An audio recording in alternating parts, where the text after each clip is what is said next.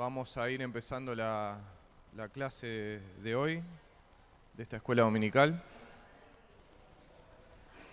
Vamos a pedir la compañía del Señor, la ayuda de su Espíritu.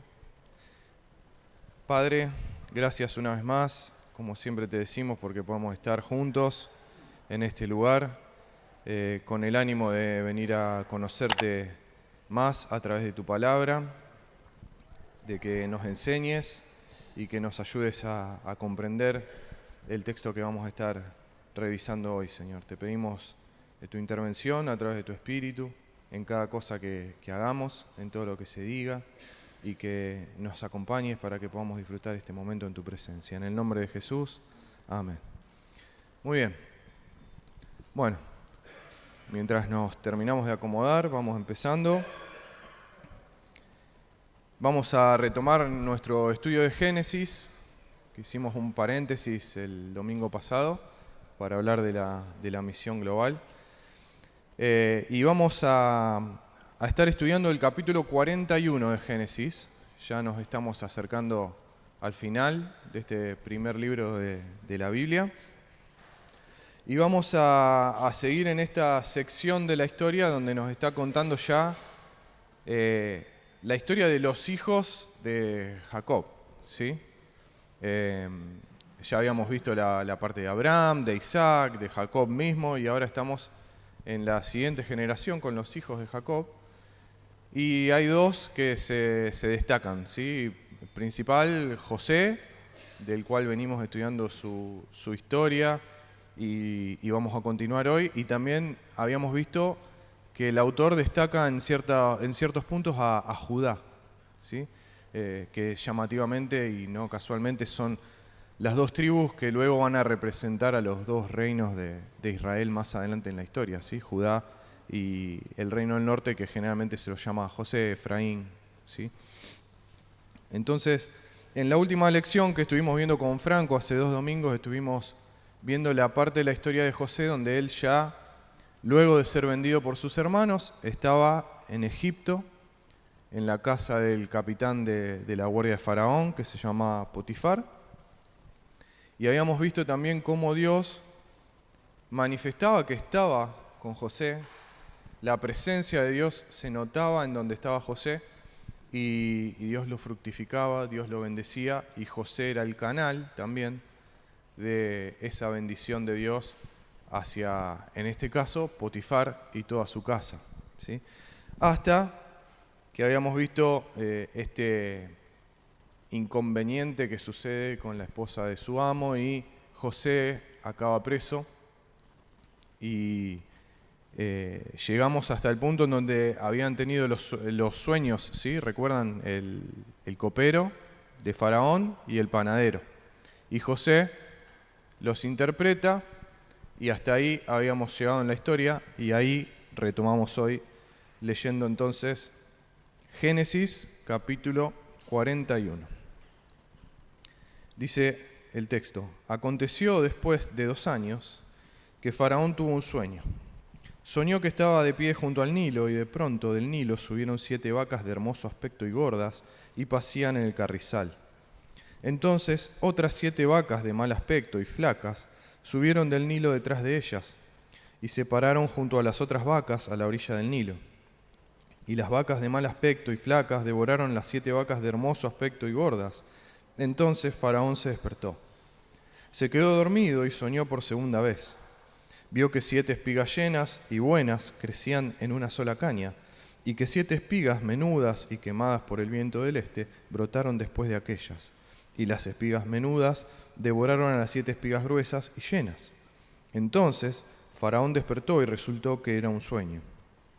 Por la mañana su espíritu estaba turbado y mandó llamar a todos los magos y a todos sus sabios de Egipto. Faraón les contó sus sueños, pero no hubo quien se los pudiera interpretar a Faraón. Entonces el jefe de los coperos habló a Faraón: quisiera hablar hoy de mis faltas. Cuando Faraón se enojó con sus siervos y me puso bajo custodia en la casa del capitán de la guardia, a mí y al jefe de los panaderos, él y yo tuvimos un sueño en una misma noche. Cada uno de nosotros soñó según la interpretación de su propio sueño. y estaba allí con nosotros un joven hebreo, un siervo del capitán de la guardia. Y se lo contamos, y él nos interpretó los sueños. A cada uno interpretó su sueño. Tal como nos lo había interpretado, así sucedió. A mí me restableció Faraón en mi puesto, pero al otro lo ahorcó. Entonces Faraón mandó llamar a José y lo sacaron a prisa del calabozo. Después de afeitarse y cambiarse sus vestidos, vino a Faraón. Muy bien, hasta ahí vamos a leer por ahora. Entonces, vemos esta situación, un texto sumamente conocido, incluso esto de las vacas flacas lo usamos hasta el día de hoy, ¿no? Cuando hablamos de la época de vacas flacas. Y vemos a Faraón teniendo estos sueños. Y otra vez, los sueños aparecen en esta historia de la vida de José como marcando un quiebre o una inflexión en la historia, ¿sí? Hasta ahora vimos 3 pares de sueños en la historia de José. A ver si recuerdan cuáles fueron los primeros. Muy bien, ¿eh? Los manojos que José ve que se inclinaban de los hermanos hacia el de él, y después la luna, las estrellas, el sol inclinándose también delante de él, ¿sí? Es decir, los primeros 2 son los sueños que José mismo tiene cuando todavía estaba con su familia y en la tierra de Canaán. Los otros 2, que los mencionamos hace un ratito, muy bien, el copero y el panadero. Y ahora Faraón con otros 2 sueños, ¿sí? Entonces, estos 3 pares de sueños marcan un poco el ritmo de la historia, ¿sí? ¿Por qué? Porque los primeros, por ejemplo, son los que son una especie de disparador para que sus hermanos tomen la decisión de matar a José, aunque después cambian esa decisión y dicen, mejor vendámoslo, ¿no? Y terminan con José en Egipto. Los otros 2, el del copero y el panadero, terminan sirviendo para que José salga de la cárcel, ¿sí? Aunque 2 años después, como leíamos recién, pero sirven para eso. Y los sueños de Faraón, ahora cuando avancemos en el texto vamos a ver que al José darle la interpretación, también sirven para que él sea exaltado por sobre toda la tierra de Egipto, solamente debajo de Faraón. Entonces, no solo estos sueños van marcando este ritmo y este avance de la historia, sino que apuntalan un punto teológico que se va viendo a lo largo de toda esta historia de José, ¿sí? Que es muy importante y que el mismo José lo va a mencionar al final ya del libro de Génesis, en el capítulo 50, cuando en el versículo 20 le dice a sus hermanos, ustedes pensaron hacerme mal, pero Dios lo cambió en bien para que sucediera como vemos hoy y se preservara la vida de muchas. ¿Por qué decimos eso?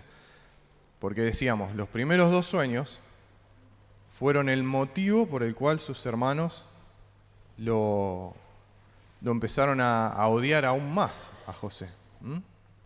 Si recuerdan cuando vimos con Dani en Génesis 37, versículo 18, ellos lo ven venir cuando José viene a ver qué es lo que ellos están haciendo. Y dice, cuando ellos lo vieron de lejos, antes de que se les acercara, tramaron contra él para matarlo. Y se dijeron unos a otros, ahí viene el soñador.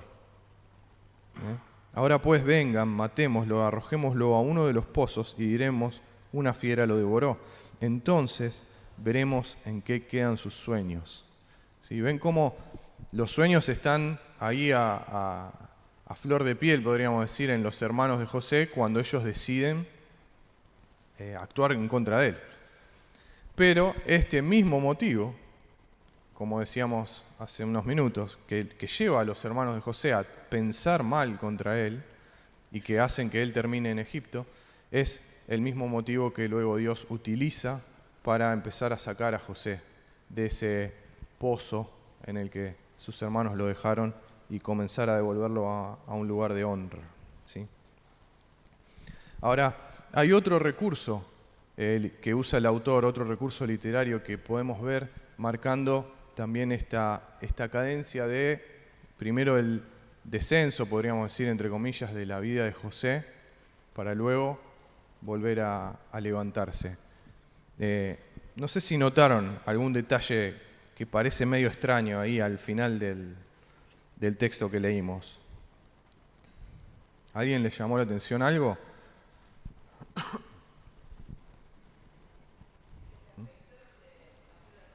Muy bien. Faraón lo manda a llamar y el autor se toma el trabajo de decirnos que antes de ir, José se afeitó y se cambió de ropa, ¿no?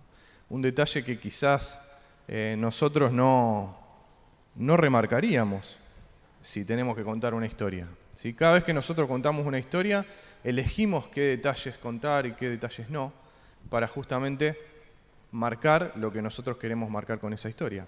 Y el autor decide decirnos que José, antes de ir y presentarse a Faraón, se afeitó y se cambió de ropa, ¿sí? Entonces, también ya habíamos explorado algo del tema de la ropa en la vida de José, ¿sí? Entonces, fíjense que también el tema de la ropa nos va a ir marcando puntos de inflexión en la historia de José, ¿sí? Su padre le había dado esa túnica especial, que estudiamos también con Daniel, y ¿qué sucedió? Cuando sus hermanos deciden matarlo y luego tirarlo a la cisterna y venderlo, ¿qué hicieron con esa túnica?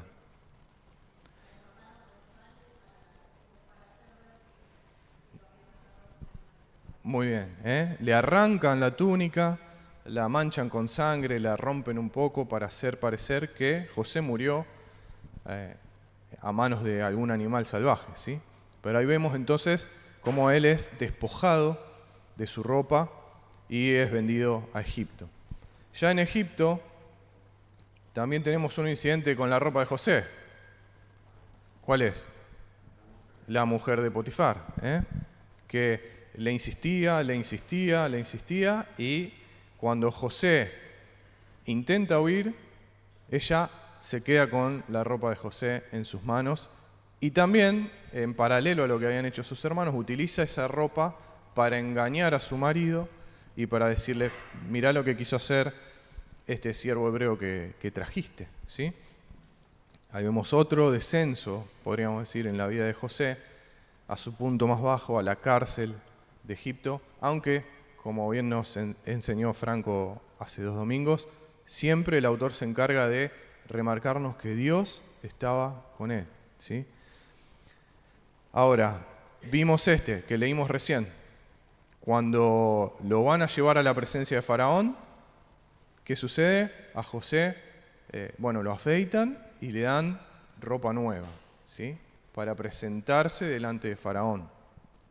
Y ahí empezamos a ver un cambio en la trayectoria de la vida de José.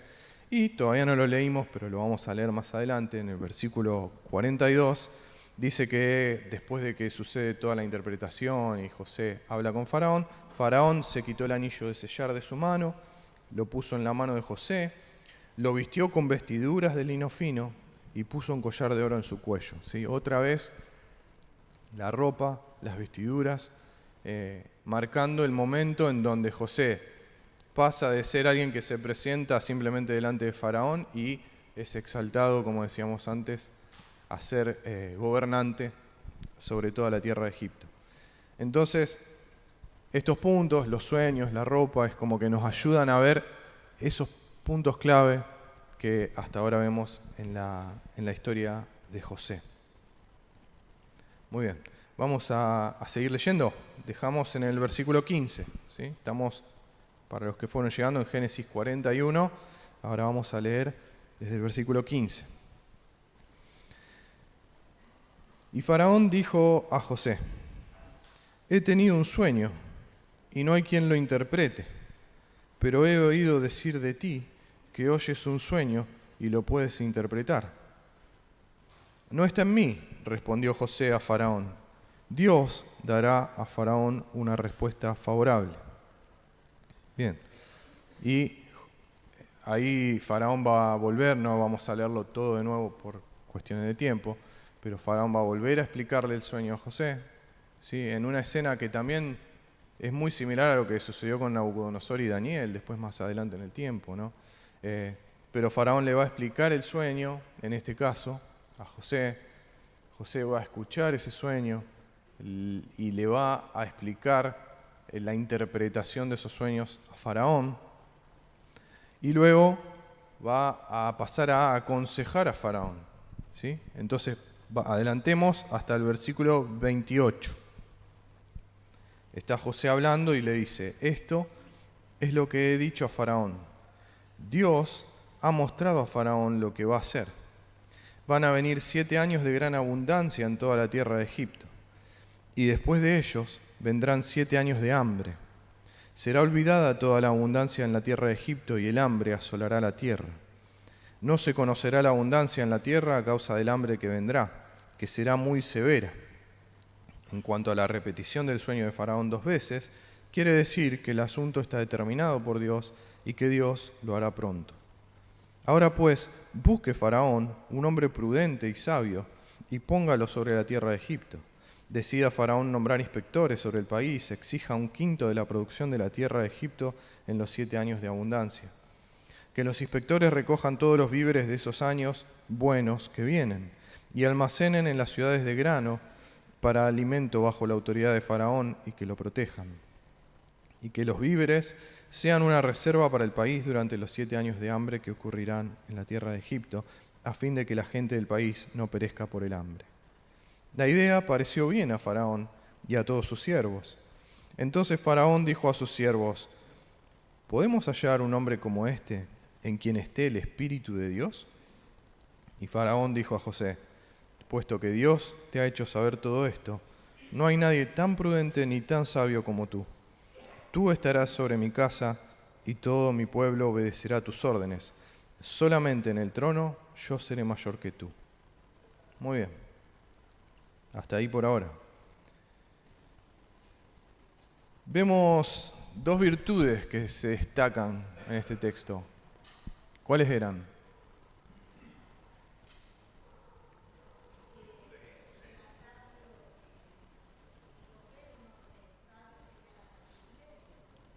Muy bien. Era sabio. Bueno, sí. También se ve la humildad en el hecho de que él dice: no está en mí, Dios lo va a revelar. Pero vemos acá en el texto que se repiten 2 veces las mismas palabras, ¿sí? Depende de la traducción, cómo lo tengamos traducido. Pero en el versículo 33, José, yo estoy leyendo en la Nueva Biblia de las Américas, dice: busque Faraón un hombre prudente y sabio. Y luego en el 39, Faraón dice: ya que Dios te hizo saber todo esto, no hay nadie tan prudente ni tan sabio como tú. ¿Sí? ¿Entendido? Muy bien. Competente. Sí, hay diferentes traducciones, ¿sí? Pero son las 2 mismas palabras, las que José dice: vos tenés que buscar un hombre así, y Faraón dice: la realidad es que yo veo que el Espíritu de Dios está en vos, ¿sí? Que aparte llamativamente es la segunda vez que se usa esa frase en la Biblia, el Espíritu de Dios, después de Génesis 1. Yo veo que está el Espíritu de Dios en vos, y por lo tanto no hay nadie tan prudente y tan sabio como vos, ¿sí? Entonces, estas 2 palabras también, más allá de que son obviamente cualidades virtuosas, podríamos decir, cualidades que cualquier persona dice: sí, obviamente en alguien que tiene que estar gobernando, alguien que tiene que estar liderando, está bueno que estén presentes. No son palabras escogidas al azar, no son palabras cualquiera, ¿sí? Ahí están las palabras en el original, ¿sí? Nabón, para lo que puede ser prudente, entendido, y jajam, que es sabio, ¿sí? Entonces, ¿por qué remarcar esas 2 palabras? Acompáñenme a Deuteronomio capítulo 4. un pasaje que también hemos estado meditando varias veces, ¿sí? Deuteronomio, capítulo 4, vamos a leer del versículo 5 al 8. Acá, bueno, el contexto vamos a encontrar a Moisés hablando a esta nueva generación de israelitas que está por ingresar a la tierra prometida bajo el liderazgo de Josué antes de morir, ¿sí? Y está recordando todo lo que sucedió en lo que podemos leer en la historia del Éxodo, Números, Levítico, ¿sí? Entonces, Deuteronomio 4, versículo 5, Moisés hablando dice: miren, yo les he enseñado estatutos y decretos, tal como el Señor mi Dios me ordenó, para que así los cumplan en medio de la tierra en que van a entrar para poseerla. Así que guárdenlos y pónganlos por obra, porque esta será su sabiduría y su inteligencia ante los ojos de los pueblos, que al escuchar todos estos estatutos dirán: ciertamente esta gran nación es un pueblo sabio e inteligente. Porque ¿qué nación grande hay que tenga un Dios tan cerca de ella como está el Señor nuestro Dios siempre que lo invocamos? ¿O qué nación grande hay que tenga estatutos y decretos tan justos como toda esta ley que hoy pongo delante de ustedes? Bien. Entonces, cuando Moisés le dice, ciertamente esta gran nación es un pueblo sabio e inteligente, está utilizando estas dos mismas palabras, ¿sí? Combinadas. Lo mismo que vemos en el texto de Génesis 41, ¿sí? Que se dice de José en este caso. Ahora, el contexto acá de Deuteronomio, Moisés le está diciendo que ellos llegarán a ser un pueblo sabio e inteligente, ¿cuándo? ¿Cuándo van a mostrar? Cuando obedecieran, cuando escucharan esta... ¿Cómo? Muy bien, cuando escucharan esa ley, esa instrucción que Dios había dado al pueblo desde el monte Sinaí, ¿sí? Entonces, si ellos escuchaban las palabras de Dios, si ellos se dejaban guiar por esas palabras, llegarían a ser un pueblo sabio e inteligente. Las dos mismas palabras, acá traducidas diferente, pero las dos mismas palabras en el original que veíamos acerca de José. Y además, fíjense en el versículo 7, Moisés hace una pregunta, retórica, ¿no? Pero una pregunta: ¿qué nación grande hay que tenga un Dios tan cerca de ella? ¿No? Y también nos hace eco a lo que Faraón le pregunta a sus siervos. ¿Recuerdan? ¿Qué le pregunta a Faraón a sus siervos? ¿Dónde vamos a encontrar un hombre en donde esté el Espíritu de Dios, así como este, ¿no? Entonces los paralelos son importantes en este caso.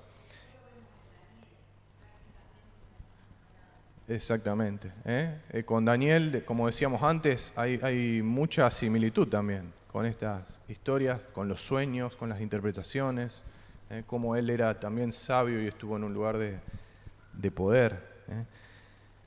Ahora, Dios, ¿para qué había dado la ley o la instrucción que dio en Sinaí al pueblo de Israel? ¿Cuál era el propósito?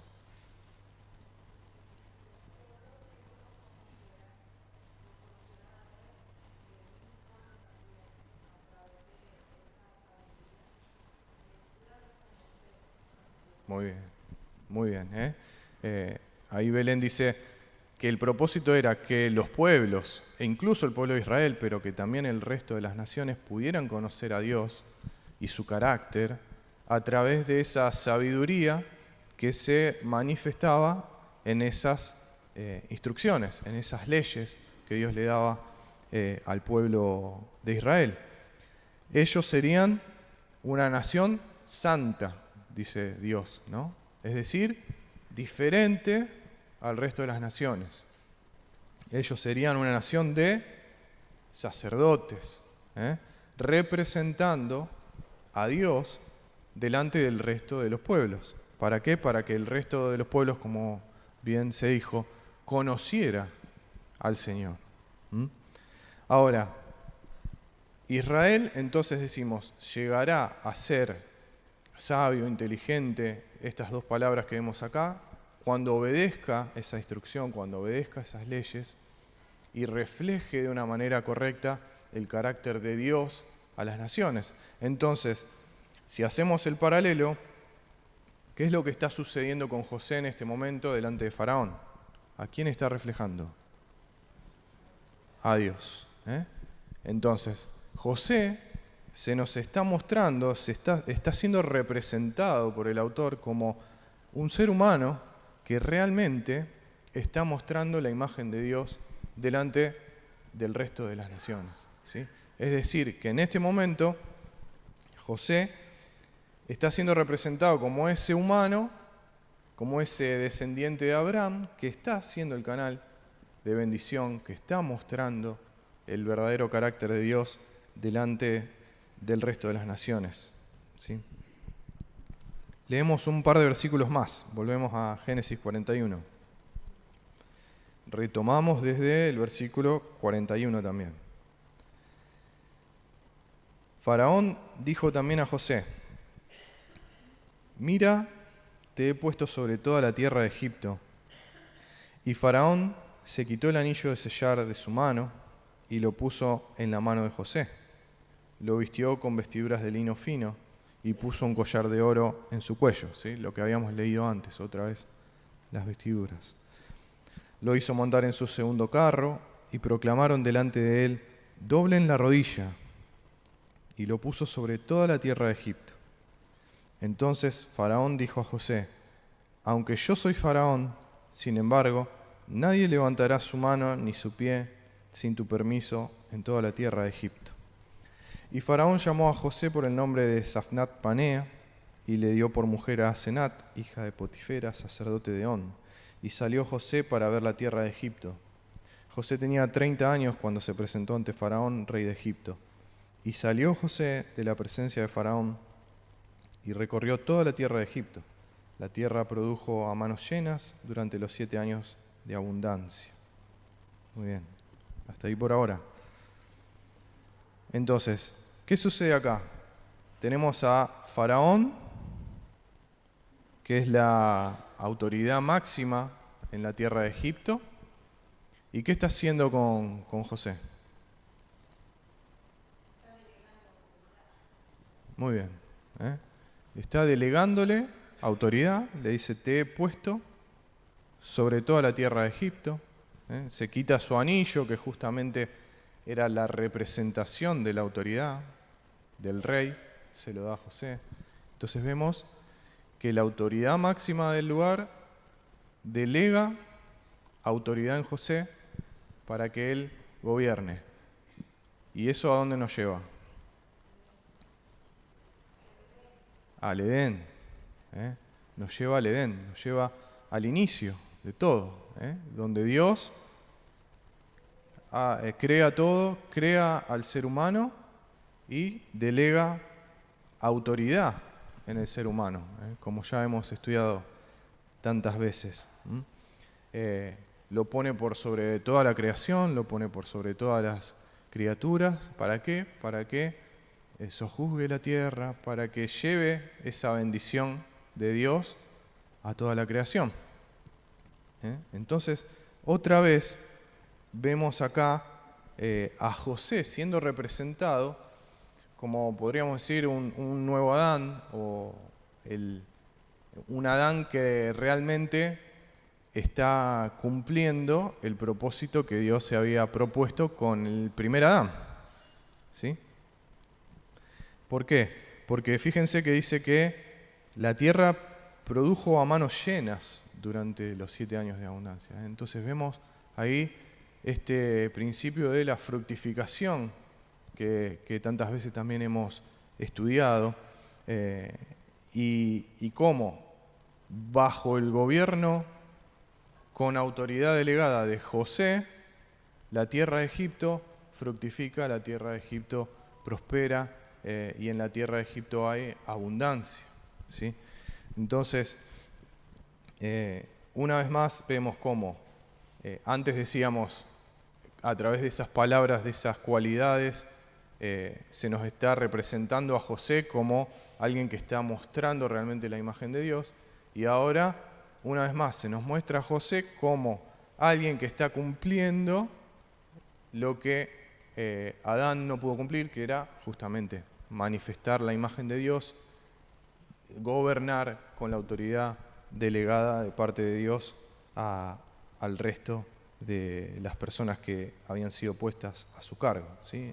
A diferencia de Adán, José se deja guiar por la sabiduría de Dios, como vimos antes, y es un canal de bendición en lugar de traer maldición a la tierra. Ahora, fíjense que también es llamativo que en todo el relato de la historia de José no se nos remarcan aspectos negativos de la persona de José, ¿sí? Tuvimos ese intercambio de opiniones sobre si estuvo bien que cuente sus sueños o no, si fue un poco soberbio al contarlos o no, ¿sí? Podemos discutirlo, pero vemos que a diferencia de otros grandes personajes de la Biblia, como, no sé, por ejemplo David, que es el que siempre le caemos, pobrecito, que está siendo también presentado como ese gobernante que gobierna bajo la autoridad de Dios, ¿sí? Mucho más adelante en el tiempo, pero empezamos a ver cómo él tiene fallas, ¿no? Tiene errores, él cae en pecado. Sin embargo, en este punto de la historia de José no se nos dice nada por el estilo, ¿sí? ¿Esto qué significa? ¿Que José era perfecto? Claramente no. Claramente no. No es que nosotros tenemos que decir, yo tengo que ser como José, porque José tenía sus cosas también. Solo que el autor decide intencionalmente no detallarlas, no escribirlas. ¿Por qué? Porque justamente está haciendo este retrato, podríamos decir entre comillas, del ser humano que bajo el gobierno de Dios lleva adelante el propósito de Dios. Seguimos en el texto. Versículo 48. José recogió todo el fruto de estos 7 años de abundancia que hubo en la tierra de Egipto y guardó el alimento en las ciudades. En cada ciudad guardó el fruto de sus campos circunvecinos. Así, José almacenó grano en gran abundancia, como la arena del mar, hasta que dejó de medirlo, porque no se podía medir. Antes de que llegaran los años de hambre, le nacieron a José 2 hijos, los que les dio Asenat, hija de Potifera, sacerdote de On. Al primogénito, José le puso el nombre de Manasés, porque dijo: Dios me ha hecho olvidar todo mi trabajo y toda la casa de mi padre. Y al segundo le puso el nombre de Efraín, porque dijo: Dios me ha hecho fecundo en la tierra de mi aflicción. Cuando pasaron los 7 años de abundancia que había habido en la tierra de Egipto, comenzaron a venir los 7 años de hambre, tal como José había dicho. Entonces hubo hambre en todas las tierras, pero en toda la tierra de Egipto había alimento. Cuando se sintió el hambre en toda la tierra de Egipto, el pueblo clamó a Faraón por alimento. Faraón dijo a todos los egipcios: vayan a José y hagan lo que él les diga. El hambre también se extendió sobre toda la superficie de la tierra. Entonces José abrió todos los graneros y vendió a los egipcios, pues el hambre era severa en la tierra de Egipto. Y de todos los países venían a Egipto para comprar grano a José, porque el hambre era severa en toda la tierra. Bueno, también esta historia muy conocida, ¿sí? Pero entonces vemos en esta sección que, aprovechando esos 7 años de abundancia que habían sido revelados a Faraón a través del sueño y que José había interpretado, José, ¿qué hizo? Almacenó el alimento. ¿Dónde lo almacenó? Dice el texto. En graneros, que estaban ¿dónde? Sí, pero ¿qué leímos recién? A ver, el versículo 48 creo que es. Guardó el alimento en las ciudades. En las ciudades. ¿Sí? Entonces, José toma esa abundancia que Dios está enviando a Egipto y comienza a guardar ese alimento en las ciudades. ¿Por qué hacemos hincapié en el tema de las ciudades? Porque va a ser también una imagen poderosa para que nosotros comparemos, ¿sí? Comparemos estas ciudades con ciudades que ya hemos venido viendo a lo largo del estudio de Génesis. Ahora, ¿qué son las ciudades? Aunque en la Biblia obviamente no son lo mismo que nosotros vemos ahora. Pero ¿qué es una ciudad? Un lugar de refugio. ¿Qué hay en las ciudades principalmente? ¿Qué es lo que hace una ciudad? Su población, ¿no? La gente. ¿Cómo? La gente que trabaja. Pero son aglomeraciones de personas. ¿Sí? Y decíamos, en la Biblia obviamente no tenían la escala que hoy tienen. La población del mundo no era la que hoy tenemos. Pero también eran estas aglomeraciones de seres humanos viviendo juntos en comunidad. Entonces, en las ciudades es como que se potencia lo que sale de cada ser humano que está componiendo esa comunidad, ¿sí? Y como decíamos, ya hemos visto varias ciudades en la historia de la Biblia, ¿sí? Lo que venimos estudiando hasta ahora. Ahí tenemos una lista. La primera, ¿cuál fue? La de Caín. Cuando Caín es exiliado, expulsado de la presencia de Dios, él lo primero que hace es construir una ciudad. Y esa es la primera ciudad de la que nos habla la Biblia. Y en esa ciudad, como decía Carlos, Caín buscaba refugio, a pesar de que Dios le había dicho, yo voy a ponerte una marca para que nadie te haga nada. Él buscó su propio refugio. Y empezó a crecer la violencia en esa ciudad hasta que llegamos a ese personaje que estudiamos ya hace mucho, ese Lamec, que no era el mismo Lamec que fue el papá de Noé, el que tenía 2 esposas y que hizo una canción de que si lo tocaban mataba a alguien. Bueno, entonces vemos esa violencia creciendo en esa ciudad de Caín. Después tenemos a Babel, y las ciudades que fundó este poderoso guerrero, poderoso cazador, Nimrod, que su nombre significa nos revelaremos en el hebreo, el nombre Nimrod, ¿sí? Y representa justamente todo ese reino que él funda, Babilonia, Nínive, los grandes enemigos del pueblo de Dios, ciudades rebeldes a los propósitos de Dios y, como vimos en la historia de Génesis 11, el intento humano de autoexaltarse y volver al lugar de Dios por sus propios medios. Después, ¿cuál más vimos? Sodoma y Gomorra, también. Después de que Lot va a vivir ahí y vimos toda esa historia de cuando Abraham intercede por estas ciudades, pero finalmente son destruidas, ¿sí? Y son puestas como muchas veces el ejemplo del pecado humano, el ejemplo de la soberbia, el ejemplo de la perversión. Y trajeron juicio o destrucción sobre sí mismas, sobre la gente que habitaba allí. Después también estuvimos viendo la ciudad de Siquem.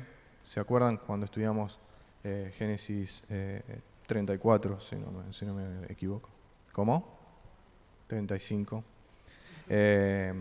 Entonces en Siquem también habíamos visto, ¿no?, esta dinámica del abuso de ese que estaba en autoridad hacia la hija de Jacob y cómo después los hermanos de Jacob habían traicionado y engañado a esta gente para asesinarlos a todos.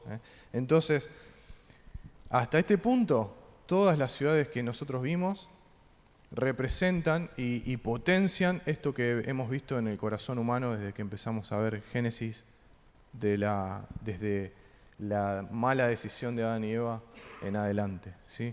Violencia, abusos, dinámicas de poder enfermas, pecado, soberbia. Bueno, todo eso es como se nos van pintando las ciudades en la Biblia hasta este punto. Y ahora vemos que bajo el gobierno de esta persona que está diciendo, como dijimos, está siendo representado como ese ser humano fiel a la sabiduría de Dios, que se rinde a la sabiduría de Dios y gobierna con la autoridad que le fue delegada, pero con la sabiduría de Dios, estas ciudades son de bendición. ¿Sí? ¿Por qué? Porque están impartiendo y mediando vida al resto de los habitantes de la tierra que ya no tienen alimento. ¿Sí? Entonces vemos este gran contraste entre las ciudades que han sido gobernadas y fundadas y construidas sobre la sabiduría humana, sobre el poder humano, sobre la gloria humana, y estas ciudades ahora bajo el gobierno de esta persona que está sometido a aquel que le delega la autoridad y usa la sabiduría divina. ¿Sí? Entonces, en todo este tramo vemos estos contrastes, ¿sí? Cómo José es representado como aquel que muestra realmente la imagen de Dios. Lo vimos con esas dos cualidades que se mencionan y se destacan, ¿sí? Prudente, sabio, que lo comparamos con el pueblo de Israel. Lo vimos como una nueva figura de este Adán, ¿sí? Siendo encomendado con una autoridad delegada a gobernar la tierra. Y ahora vemos los resultados. Y vamos a seguir viendo en los capítulos que vienen los resultados de gobernar a través de la sabiduría de Dios. ¿Sí? Donde hay escasez, en el lugar donde José está, hay abundancia, hay bendición y hay para compartir con los demás. Ahora, esto nos deja ahí una pregunta latente, ¿sí? Porque nosotros venimos esperando desde que el ser humano cayó, ¿a quién? Al Salvador, al Redentor, a esa simiente de la mujer que fue prometida, ¿sí? Entonces nosotros estamos viendo acá y decimos, quizás sea José, ¿sí? ¿Por qué? Porque está haciendo todo bien, ¿sí? Pero sin embargo, bueno, nos vamos a dar cuenta que no es José, sino que José está apuntando, ¿sí? De alguna manera al que realmente va a ser ese segundo Adán, ese Adán que gobierne a través de la sabiduría de Dios y traiga finalmente la bendición a las naciones. Sí.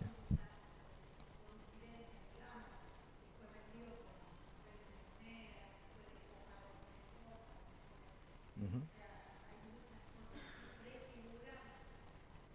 Exactamente, exactamente. A lo largo de toda la historia y la narrativa de la vida de José vemos un montón de figuras que apuntan hacia adelante a lo que luego después iba a suceder con Jesús. Sí.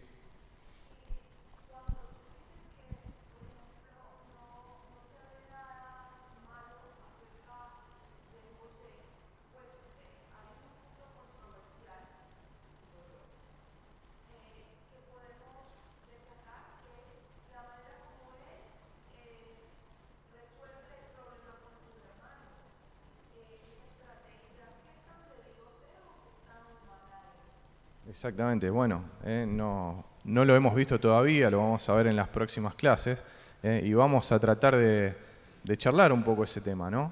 ¿Qué tan buena fue esa estrategia? ¿Cuánto hay de la guía de Dios todavía en ese momento o cuánto fue estrategia de José? Bueno, será problema del maestro a quien le toque. Pero sí, claramente es un punto controversial, podríamos decir, de cómo vemos eso, ¿sí? Hay veces que nosotros queremos encasillar las cosas y es medio difícil en algunas situaciones, ¿no? ¿Cuál era el propósito de José? Bueno, son todas cuestiones que vamos a, si Dios quiere, a analizar y estudiar en las clases que vienen, cuando veamos todo el reencuentro de José con sus hermanos y lo que él hace para poder reencontrarse con toda su familia, ¿sí? Pero hasta este punto, ¿sí? José se nos es presentado como alguien que no le erra nunca, ¿sí? Decíamos también, podemos ver el tema de cómo él hablaba de los sueños y eso, bueno, podemos verlo, pero claramente hay un énfasis en las virtudes de José y cómo él se deja gobernar por Dios justamente para hacer este punto, ¿sí? Y este contraste. ¿Qué pasa cuando el ser humano se deja gobernar por la sabiduría de Dios? Hay bendición, hay abundancia, hay fructificación. Sí.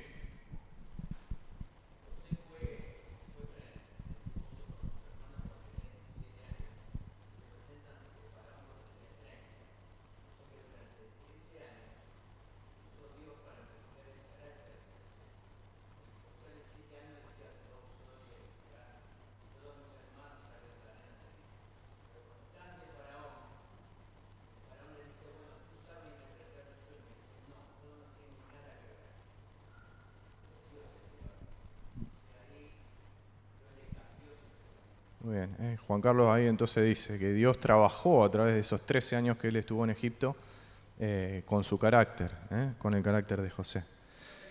Sí.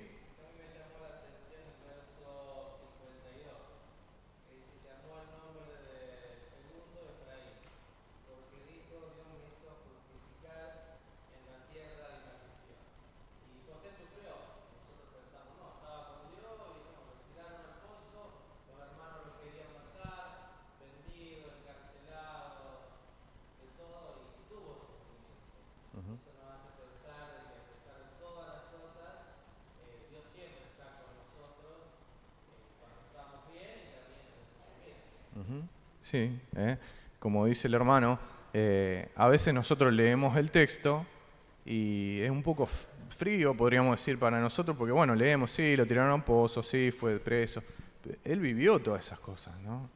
Y claramente las sufrió más allá de, como dice el hermano, Dios estaba con él permanentemente y con nosotros pasa lo mismo, ¿sí? Y tampoco podemos esperar, podemos reflexionar sobre eso, que cuando Dios esté con nosotros no suframos, o que cuando estemos sufriendo signifique que Dios no está con nosotros, ¿no? Pero claramente, y lo vemos en ese verso, como dice el hermano José, había sufrido todos esos años. Más allá de eso, más allá de ese sufrimiento, Dios estuvo con él y lo vemos en su vida. Bueno, no sé si hay algo más, si no, cerramos. Sí, Cristina.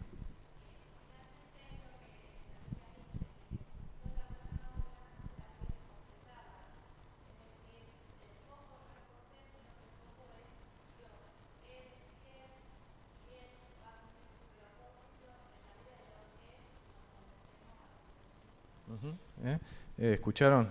¿Sí? No se trata tanto de José, dice Cristina, sino de cómo en la vida de José y a través de José vemos el propósito de Dios y la fidelidad de Dios. Y como marcábamos al principio, toda esta historia tiene su clímax en esa frase de José: ustedes intentaron mal, pero Dios lo transformó para bien, que es un poco la historia de toda la redención, ¿sí? Entonces, claramente, la fidelidad de Dios, y a pesar de las falencias humanas y a pesar de los intentos malvados del corazón humano, llevar adelante ese propósito, que no era solo redimir a José, que no era solo exaltar a José, sino preservar la vida de toda la familia de Abraham, que era la familia que él escogió para preservar la vida del resto de todas las familias de la tierra. Bueno, oramos y concluimos por ahí. Padre, te damos gracias una vez más porque pudimos tomar este tiempo para meditar en tu palabra. Te rogamos que nos ayudes a que esto sea un ejercicio diario, Señor. Tu palabra nos transforma, tu palabra nos hace crecer, tu palabra nos ayuda a conocerte mejor, que es nuestra intención. Y te pedimos que trabajes a través de lo que estuvimos estudiando en nuestros corazones y a cada uno de nosotros nos enseñes aquello que vos tenés preparado, Señor. Te pedimos que tu presencia siga estando con nosotros, Señor, que podamos disfrutar entre hermanos y contigo, Señor, en lo que queda de esta reunión. En el nombre de Jesús te agradecemos. Amén.